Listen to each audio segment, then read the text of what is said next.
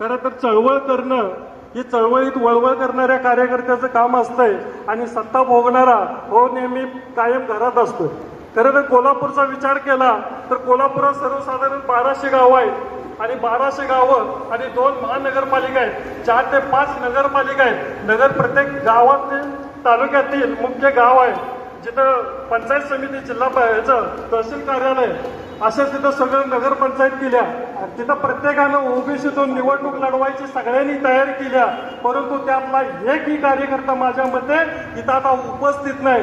पहिल्यांदा जर ओबीसीचं आरक्षण वाचवायचं असेल तर या कार्यकर्त्यांना आपण रस्त्यावर आणायला पाहिजे आणि जर ते आले नाही तर आपण सगळ्यांनी त्या लोकांचा प्रचार करायचा का नाही हे आपल्याला ठरवायला पाहिजे.